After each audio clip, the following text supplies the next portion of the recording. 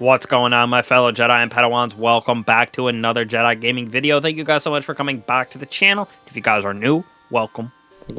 Today we are out here looking like Grogu with this green outfit, taking it to the Arc Titan, reprising one of the helmets that got a total rework, the Eternal Warrior. Now this right here used to be one of the most useless exotics in the game, just giving you an overshield for when you cast that Fist of Havoc. Used to use it as a hot swap for some people when they were using Fist of Havoc when it was meta, but now with the return, this thing gives us an overshield still while casting Fist, but also gives us weapon damage bonus for those arc weapons when we get arc final blows, whether it be with weapons or our abilities. So this thing is a super fun build. Almost got that triple 100, so we can spam our abilities in our grenade, our melee, and our shield as well to keep that ×4 on weapon damage up. Plus, we're taking it to the Fist of Havoc and having that beautiful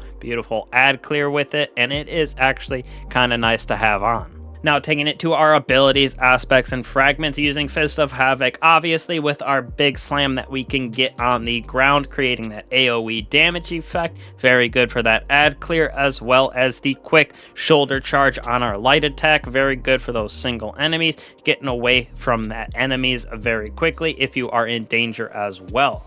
Now, on top of that, we're going with the Barricade for towering and the Lift of Strafe. Next off, we're using Thunderclap right here because this also got a nice buff in Season of the Deep, taking its damage on its Electrified Jolt from 50 all the way up to 200 inside of PvE. So a nice little addition for that damage. And then Pulse Grenades, of course, for the PvE realm because these absolutely slap.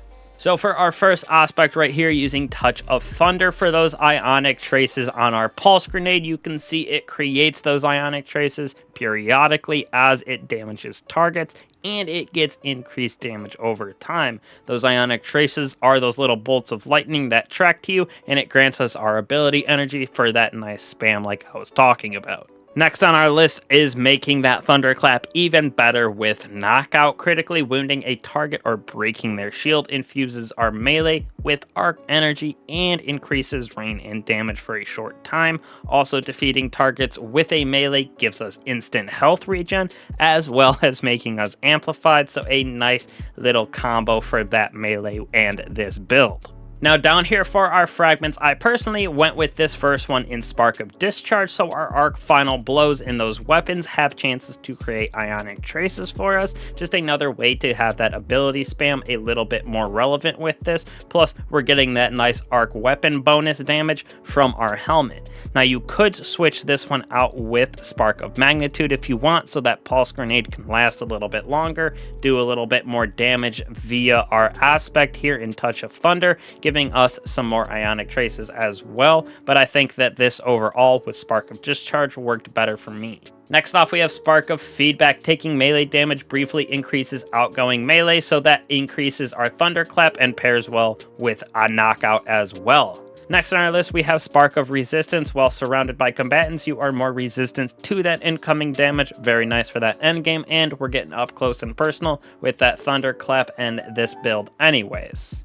And last but not least, Spark of Shock. Those grenades that we're using are going to jolt targets. Good for those overload champions, plus that jolt is very nice for ad clear, which this build definitely works more for that ad clear than the high DPS, but we do kind of take care of that with our weapons, but this is super nice. Jolt is easily my favorite verb for the arc subclass.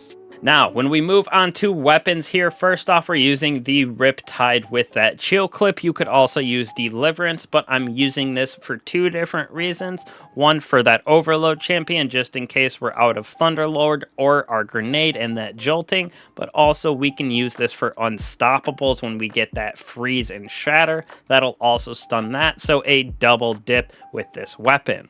Now for me, I went with this sweet Sorrow auto rifle here with triple tap of Vorpal. rifle, this thing gets that 20% damage increase from Vorpal, and then we're also getting that increase from the helmet, which stacks, like I said, to ×4. So this thing absolutely shreds through those champions and bosses. It is a very, very fun little weapon to have on, especially when you do run out of heavy ammo on our Thunderlord. And last but not least, obviously we have our Thunderlord here because of that overload, plus this thing absolutely juices in damage in my personal opinion, and we're getting that nice damage increase on it because of our helmet, so this thing slaps even harder with this build. Now, when we move on to our artifact right here, we're using that anti-barrier auto rifle because of the Sweet Sorrow, so we're able to deal with all of those different champions. Next off, we're using the authorized arc mod as well as authorized melee mod. Now again, a lot of these arc modifiers come from this artifact here as well as void. This thing is built out heavily for those two. So we're using electric armor to let us stay amplified longer. We're using thunderous retort so that Fist of Havoc is going to deal more damage when we are critically wounded or amplified, which pairs right back into electric armor. And then on top of that, we got amped up, gain damage increase when we are amplified from that incoming damage, so we can stay alive longer in that end game. We're also using counter charge to get that charge with light when we stun champions in that end game. All four of these pairing very, very well together for that later game activities, like I said. And then in our final column, using lightning strikes twice so we can get that arc grenade energy back even faster when we throw it, and then a shock and awe arc final blows while we are amplified, summon a burst of lightning that damages and jolts targets, which this works for our abilities as well as our weapons. So a nice addition for this build. Like I said, this artifact is heavy on the arc and a void in my opinion.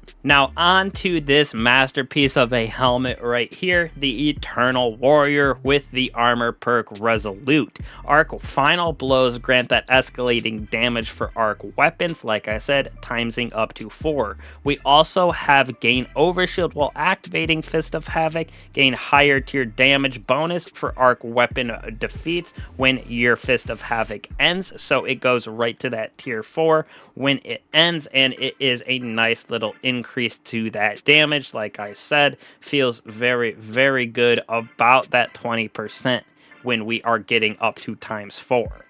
Now for our mods right here, I am using Ashes to Asset as well as Hands On, so we can get that Fist of Havoc very, very often by getting defeats with both our melee and our grenades, and we are going to get them up very, very fast, like I said, with 100 discipline and 70 on strength, so it is very nice with those ionic traces as well. And then Arc Siphon, so those weapon final blows from the damage increase that we're getting on Sweet Sorrow as well as Thunderlord are going to create our orbs of power for us to get that armor charge. Moving on to our arms right here, we have Firepower, which is going to create even more orbs of power when we get defeats with our grenade. Impact Induction, which damage with our melee attack reduces grenade cooldown. I personally like having the grenade up a little bit more often for that jolt effect, just because it's absolutely gnarly with this build and add clear and more orbs of power. And then we are using melee kickstart since we do have 100 discipline.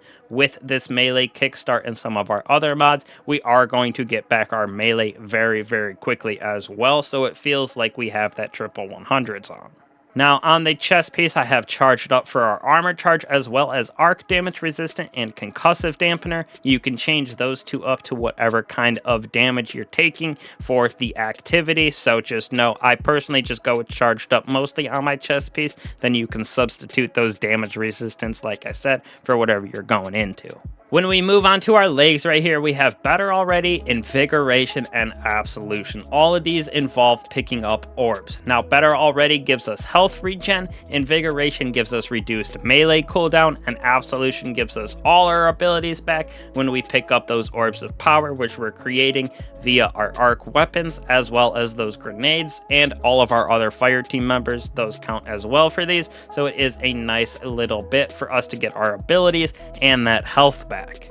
On top of that, there is a new mod on our class item right here with that powerful attraction. Automatically collect nearby orbs when you activate your class ability. And since we have 100 on resilience, we're going to get our class ability back very, very often. So as soon as we throw that down, we're going to be able to just automatically collect those, which procs all of these on our boots, as well as everything else that we are using it for with armor charge. And in addition to that powerful attraction, we're going to be using Reaper with Outreach. So Reaper, we're going to get Orb of Power to spawn on our next weapon final blow after using our class ability.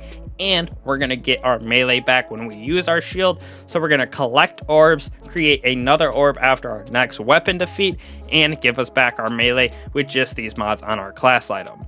So as you can see, this thing is very, very fun to use inside of the game, able to clear out ads with ease, do a decent amount of damage with those artifact mods and Thunderous Retort with our Super and Fist of Havoc. Plus we're getting that nice gnarly 20% damage increase on our weapons when we have ×4 because of the exotic perk on the helmet. So our auto rifle as well as our Thunderlord are going to be absolutely dapping up those enemies. Plus we're going to have a pretty good ability spam with our grenade jolting targets, create ionic traces, and then using our armor mods to get back our super, as well as collect those orbs automatically by just throwing down our barricade. Very, very fun build. Definitely not the damage meta like Curiosity of the Falling Star is, or Heart of Inmost Light, but this thing is very good in my opinion. In the ad clear side, definitely high A, but overall I'd probably put it at a B tier, so not fully meta, but it is pushing there very, very quickly, and it is a lot more fun to use in my personal opinion, switching it up a little bit from the meta. So thank you guys again for watching and the support lately. Lots more to come in Season of the Deep here. We got a new dungeon coming out, and we still got a lot of new changes to cover, so make sure to hit that subscribe notification button so you don't miss anything out here on the channel. I truly, truly appreciate all y'all. I'll catch you guys in the next one. Peace.